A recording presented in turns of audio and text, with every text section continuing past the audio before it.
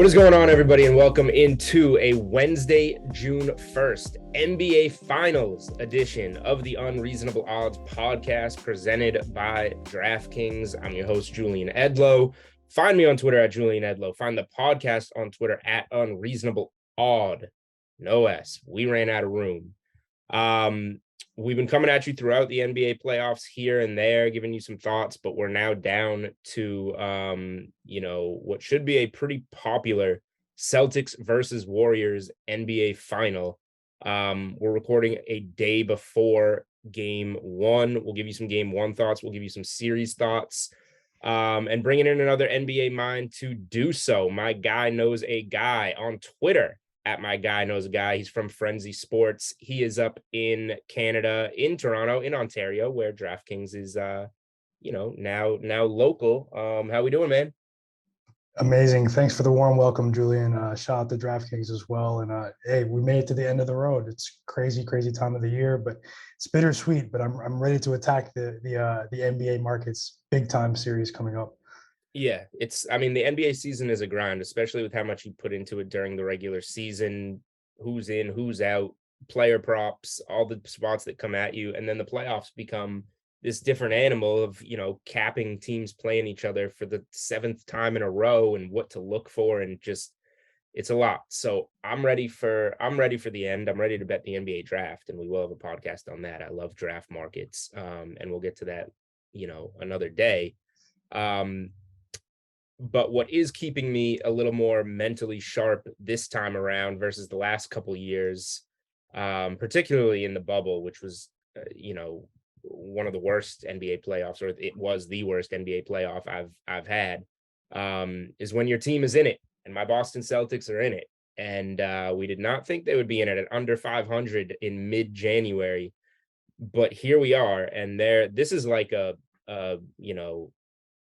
we'll call it like a nerds versus the books series, because you see these analytics come out from an ESPN or from a 538 talking like over 80% chance for the Celtics to win this series.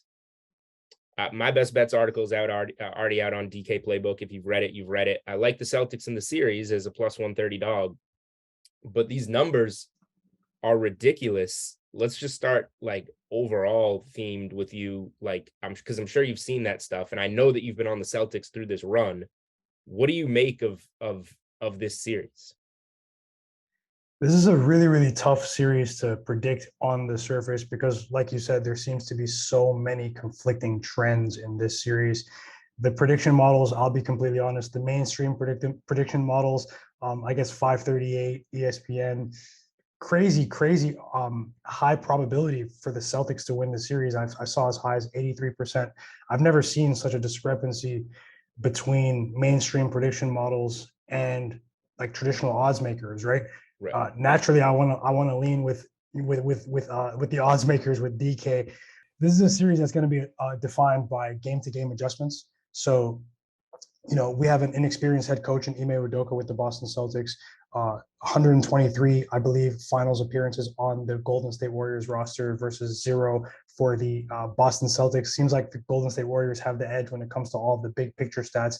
But I like what you said about how the Boston Celtics were under 500 halfway through the season. And, they weren't looking too good just before January 1st as well. I really do believe that this is a team that is destined to break through, and we're at the beginning of their title window. I don't think this is a fluke at all. I'm actually very high on this, very bullish on the Celtics. What it is that the East is very competitive right now.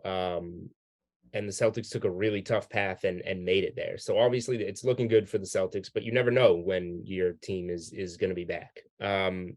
So this is an opportunity that they're going to want to capitalize on. Now, I think the Celtics match up really well with the Warriors on paper, and you'll see that in their matchups. The Celtics are the only team to have a winning record versus Steve Kerr since he became the Warriors head coach, stuff like that. I throw most of those games out, but I do think that the Celtics match up very well. What scares me for the Celtics and why Golden State is favored in the series is their experience in these games, and the mistakes that the Celtics make, because the Celtics probably should have beaten the Bucks in less than 7 games. Definitely should have beaten the Heat in less than 7 games. And yet, they need their backs against the wall to come through. If you pin yourself against the wall like that against the Warriors, I don't know if you're getting out of it. So I think they're going to have to, and we haven't seen anything in between. The Brooklyn series was a sweep, which was amazing because they swept them by a grand total of 18 points. And then you have all these other games, 20-point blowout this way, 20-point blowout that way. I feel like we're going to see something a little bit different, a little bit more traditional in these finals of just more competitive games between two good teams. So matchup wise, I like this for the Celtics a lot, but if they play down and make some of the mistakes that they've made, the Warriors are going to win this, and that's why they're favored. So I guess let's go into, have you played anything series priced? Series price, I was going to lay the -175, I believe it is on DK for the Celtics +1.5 series spread. Okay. But I also am of the mindset where I could possibly get much more value if they were to lose game one. I've had some success over the course of this postseason with series spreads props. And the Celtics are like the main candidate. I've actually had a great run with this team. I've successfully dodged them when they were losing. This is a team in the Celtics that they embody resiliency, adversity, game-to-game adjustments. I think Ime Udoka is still somewhat underrated because of his ability to have such a young core, bounce back so effectively and so consistently. This is a team that I don't really envision losing 2 games in a row in this series. That's why I wanted to take. It's going to be difficult to beat the Boston Celtics 2 games in a row. This is what they've demonstrated since January 1st. And the Warriors, both of these teams match up really, really well against each other. If you were to listen to the mainstream media, you would think that the Warriors should be larger favorites, but I think the odds makers know what's really going on here. This is a very, very, very tight series. But that's that. I didn't play the +1.5 point spread, +1.5 game spread for the Celtics. I did not play it, but yeah, I mean, I did make some stuff in game one. We'll talk about that later. So going to this one, I guess, is there anything else I want to go in the series here? We'll go to some game one numbers and trends, because I do have a couple plays in game one, but I'll start with some numbers on the Warriors because we just mentioned the Celtics have dropped consecutive game ones in this postseason. It's a tougher spot. They have whatever it is, 3 days rest and going on the road from Miami to Boston to San Francisco to play this game. But the Warriors are 21-2 in game ones under Steve Kerr. They're 9-0 at home this postseason, 7-2 against the spread in those games. They've won obviously all 3 of their first games at home. I say first games at home because one of them wasn't a game 1. That was the game 3 against Memphis. And they've won them all by at least 16 points, and as many as 30. So the Warriors have been very good at home, and they've been even better at home early in series. So that's why I have not bet the Celtics for the full game here. But what I have bet is the Celtics in the first half. And the reason that I did so, I think a lot of people are looking at this as a down spot like they did in game 1, coming off the game 7 against the Bucks. That was a half as much time on the turnaround. That was without 2 starters in Marcus Smart and Al Horford. And the Celtics still, despite losing that game, led by 8 at halftime. So they get twice the rest. Warriors may be rusty after the week off. Celtics first half is the way that I'm going to play this game, and I'm going to hope that they come around and win the game. Like you said, maybe they don't and you come back at a better series price. But I like the Celtics to kind of catch the Warriors off guard early here and see where it goes from there. Do you have anything side related for game 1 that you've played here? It's crazy you said that. My newsletter this morning, that's the only bet that you can go check it out. I have a newsletter. That's the only bet that I've placed in game 1 is Celtics +1.5 first half. There you go. This is a team that's crazy alignment right there because I don't think many people are on this play at all. You look at this Celtics team and you connect their recent performance to what we said about how, they're a resilient team, a team that's gone through adversity, a team that's able to play to weather to a team that's able to absorb the fact that they don't have as much depth as some of the other title contenders that were in the playoffs.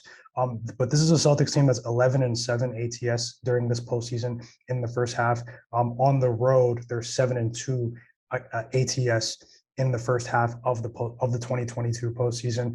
What that shows me is that not only is it a positive to have such an amazing defense, but their defense also travels. It's their defense travels. It doesn't matter the environment. They actually seem to be performing better defensively on the road. Also, with the long layover between the Western Conference Finals and the finals, the Golden State Warriors did have a couple of extra days of rest. I do think that that may aid the Warriors over the course of the series because you look at over the last 25 days, I think they played 3 less games than the Celtics. That could be a factor towards the end of the series, but I think that it will be detrimental to the Warriors in game 1. The fact that they've been off for how many days, Julian? A week. It'll be Thursday to Thursday since they closed Yeah, out and they play.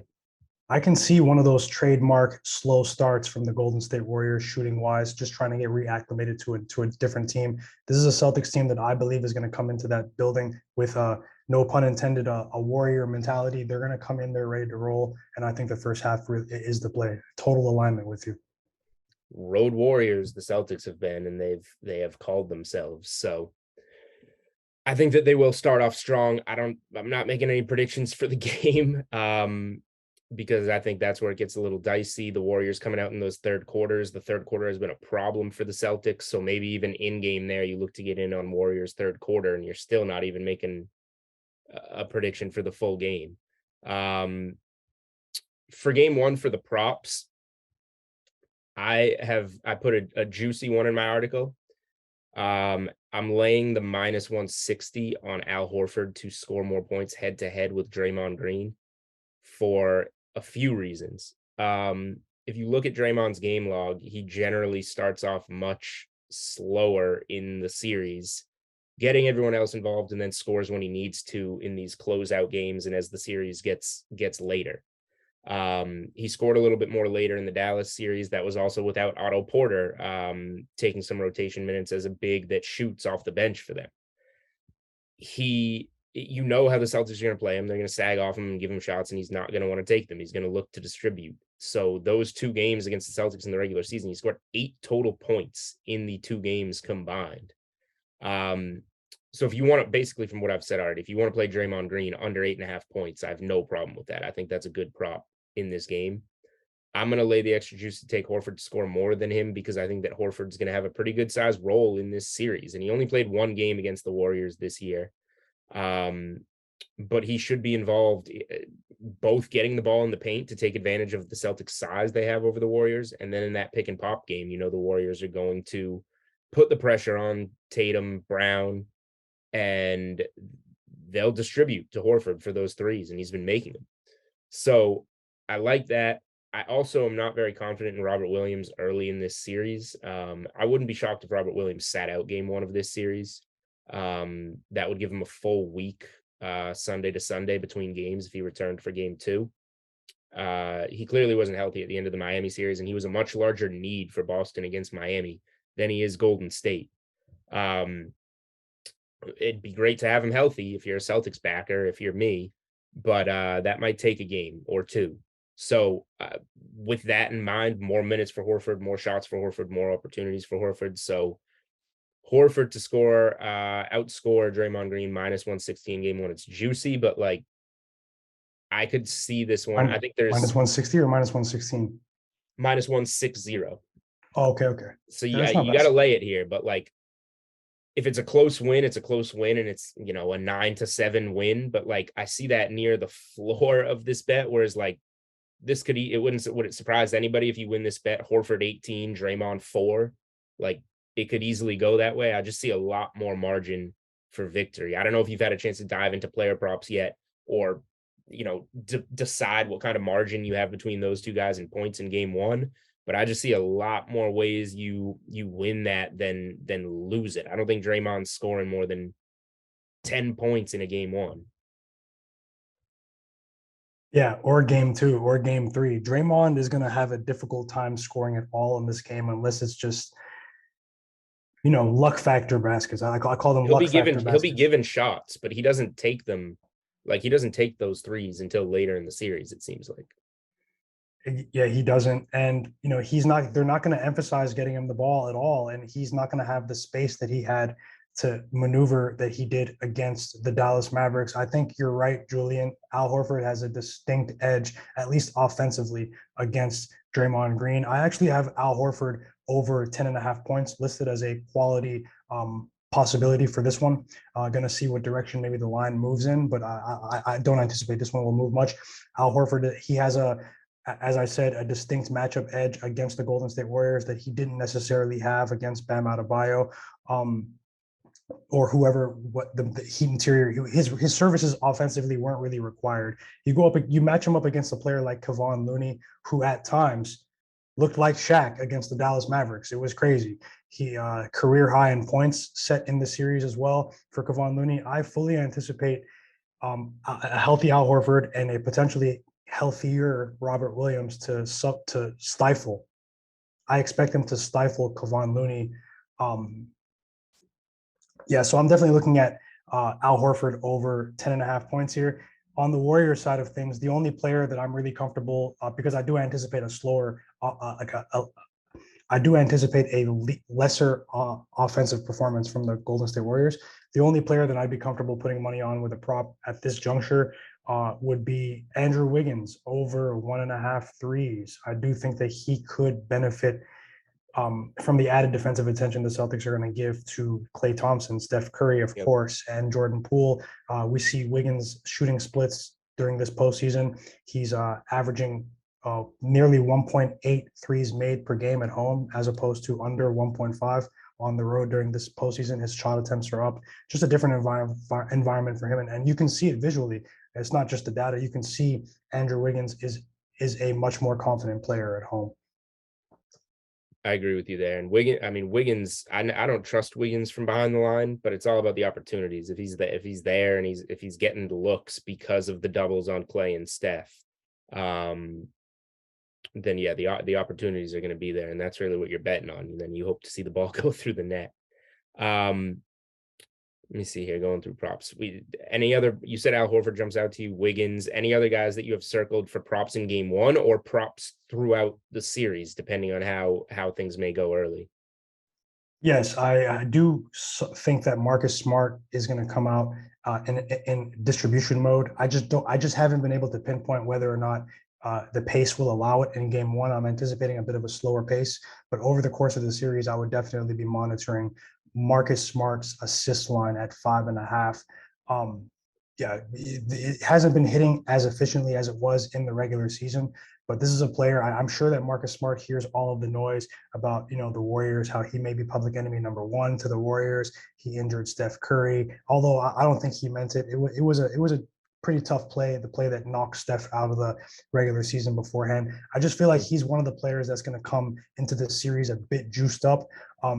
He almost shot his team out of the game and out of the series at the end of the game. Although I'm not really I think Marcus Smart should have taken those shots in hindsight. Like, you look at the shots, the quality of the shots, they were open shots towards the end of the shot clock. But the fact that he missed 5 of them in a row, it just almost came back to bite them. I can see him slowing down a bit in terms of his shooting attempts, in terms of his shot attempts, maybe forcefully, just to get that theory out of people's minds. Like, I'm not a ball hog, and get back to the Marcus Smart, the bread and butter that we've seen from Marcus Smart, effectively running pick and rolls, like you said, with Al Horford, and distributing more effectively. So I'm definitely tracking Marcus Smart's assists, and I'm also tracking Marcus Smart's steals. They've still been listed at plus money at over 1.5. And, Golden State turns the ball over. Golden State plays sloppy. That's an Achilles for them.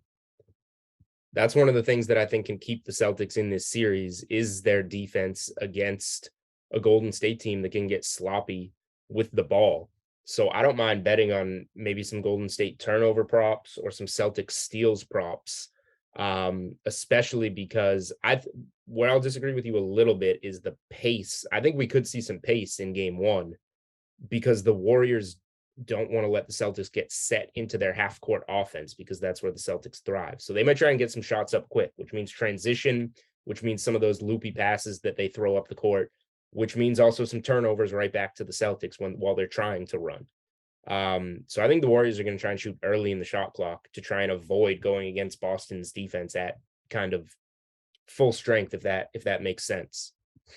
Okay, so we're going to look into some of the series long player props. And this is just essentially you can bet players' averages for the series, points per game, rebounds per game, assists per game, and threes per game. And I know you have something for us in threes per game where you have the highest players on the board, the guys that are above three, essentially. Tatum, 3.4, Curry, 3.7, and Klay Thompson, 3.3 makes from three per game throughout the series, minus 110 each way. What do you see for Klay Thompson here? I see Klay Thompson going under an average of 3.3 3-point field goals made per game. I just feel as if you're not the main high usage player, the central piece of your team who's going to be throwing up shots, high volume shot shooter. If you're not a high volume shooter, he's the second best player on the team. I respect Klay highly, one of my favorite players. Respect what he's done to rehab, come back. But to expect, so let me just rephrase what I'm trying to say because I actually had this written down earlier. Steph Curry, it's unreasonable to assume that two players on the same roster will both average over 3-point field goals made in the same series against what I think is the best defense in the NBA and also the best perimeter defense in the NBA in the Boston Celtics. It's going to be difficult for Klay. You're essentially asking him to average 3.5 threes made over the course of what, of potentially 6 or 7 game series. Now Klay is a guy that can snap at any moment. We saw that in the closeout game against the Mavericks. We see that in just about every closeout game. He takes his game to another level from behind the line when the Warriors' backs are against the wall. But this is one that not only am I going to bet on DK, but I think that we're going to feel pretty comfortable about it after the first 2 games. I will say, if we want to go by round, 4.4 makes per game against Denver, 3.3 on the nose against Memphis, and then under 3 per game against Dallas. Grand total 3.56 per game in the playoffs. So Boston's defense is going to have to come into play here to keep him below what he's been doing, essentially. Definitely. It's definitely conflicting factors here. It's more of a endorsement of this Boston Celtics defense and me saying that, I believe that what they're doing is real. I believe that the Boston Celtics are not the Denver Nuggets. They're not the Memphis Grizzlies. That this is a team with an elite 3-point defense. I watched them against the Milwaukee Bucks consistently run quality 3-point shooters off of the 3-point line. They did the same thing to Miami. Obviously, the problem with the Celtics is that they haven't been able to play elite perimeter defense in consecutive games. They're a team that's sort of been flip-flopping over the course of the playoffs when it comes to allowing their opponents to, they have the ability to lock the 3-point line down. It's going to be difficult to stifle Steph Curry over the course of a 7-game series, especially with Marcus Smart being the one to tail him. Andrew Wiggins is most of his. I believe he's the one that's going to benefit from the added attention. But yeah, Klay under 3.5, 3.3 field goals made in this series for me. All right, so Klay Thompson under on his 3-pointers made per game. All right, that probably gets us through the props. Celtics first half, we're aligned in on game 1. I'm on Celtics for the series. It sounds like you're either going to play a series spread beforehand or get in on the series after game 1. Last thing I'll leave it on is finals MVP. I have a small bet on Tatum when he was in like the plus 200 neighborhood. I think he's plus 175 at the moment. This is one where I just advise people not to get cute. You're going to see a lot of people tweeting out value on a Marcus Smart or on a Draymond Green or Jordan Poole or whatever. These type of things don't happen other than Andre Iguodala in recent memory, which is, curious because he's playing in this series. But these type of things don't happen. Finals MVPs are chalk. People want to talk about the conference MVPs. I said bet Curry, bet Tatum. Curry and Tatum win it. Do you feel any differently about this market? Is there any long shot you like, or is it if you like the Warriors, you bet Curry? If you like the Celtics, you bet Tatum? I think it is. Those are the de facto options. If you like the Warriors, bet Curry. If you like the Celtics, bet Jason Tatum. But there is one thing that's very noteworthy for me is the price of Jaylen Brown for Finals MVP. I do think that there is a large discrepancy between his price and Jason Tatum's price when you compare the production of the two players. I think that they both have not an equal shot, but I think the plus 1,000, I believe that's what it was earlier on DK, plus 1,000 for Jaylen Brown. You compare that to about plus 175 for Jason Tatum. And I do think that there is a substantial amount of value on Jaylen Brown just because of his ability to mimic what Jason Tatum does. I know Jason Tatum is the alpha of the team. But I just feel like the odds are a bit too high for Jaylen Brown, a bit disrespectful, in fact. That's where I hear you. That's where I just encourage people to be careful, because you can make those other players higher than they should be, and you got to be careful. Put it this way: if Jaylen Brown is the Celtics' best player, they're not going to win the series. The Warriors are going to win the series. Tatum has to be that guy, both scoring, distributing, which Jaylen Brown can't do, limiting the turnovers, which Jaylen Brown has trouble with. That's the difference. Tatum being able to pass out of the double team, be more of a playmaker, is what makes everything go for the Celtics. So while I hear you, like, you can tell me Brown might have two 35-point games in this series, a 35 and a 40-point game in this series. But they're either going to lose one of those games because Tatum isn't good enough in that game, or they're going to lose the whole series and Brown's the best player and then better than Tatum, and then he's not getting the MVP. I think there's only one way. You're definitely right about that. Chalk. I think that Tatum is the only way on the Celtics side, put it that way. Curry, I guess we know the Warriors can win without Curry being at his best. So if you're going to throw a dart, I'm doing it on the Warriors side, but I just don't see where who are your darts on the Warriors side? Poole, Wiggins? Well, that's what I'm saying. I don't know where the dart should be thrown. I guess I would take like the field if the field were an option, but I can't go there. So I don't know. It's all chalk for me when it comes to MVPs. All right. Any parting thoughts on the series? We pretty much covered everything, so we don't have to harp too much. But if there's anything we didn't get to that's on your mind, go for it. Yeah. One thing that's going to be very interesting for me in this series is when the series shifts to Boston in Game 3. I'm of the mindset that this series will be 1-1 going back to Boston. Not many people believe that. People think that that the Warriors are going to hold home court. This is a Celtics team that I'm very, very close to picking them to win the series. I believe in what they're doing, and I just don't think that after the first two games, there's a chance that the Warriors fans will never admit this, but there's a chance that we'll be saying that the wrong team was favored. That's what I said. The series is, the nerds versus the books. All the analytics guys are telling me why the Celtics should be favored, and I don't know if that's necessarily true, but I think the Celtics have a very good chance to win the series, and that's why I'm betting them at plus money. All right, we shall see how things go. Again, we're recording on Wednesday, June 1st, so Game 1. Hopefully, this gives you, some bets for Game 1. Unreasonable odds. We'll be back on Monday, actually, with my co-host Steve Buchanan. We're going to do a little MLB, and then we'll catch you up after Games 1 and 2 of the series, and look forward to these two games that'll be coming at us in Boston. Thank you to Myguyknowsaguy. You can find him on Twitter, from Frenzy Sports, for coming on talking NBA Finals with us, and go find his work on Twitter. Anything else you got to promote while you're here?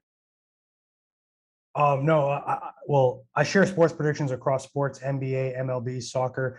My two strongest sports happen to be NBA and soccer on YouTube, Frenzy Sports. I also have a newsletter. But yeah, I'm connected with Julian, and I really appreciate the opportunity, and just can't wait to continue making quality predictions. And I'm really a fan of your work, and let's continue to rise.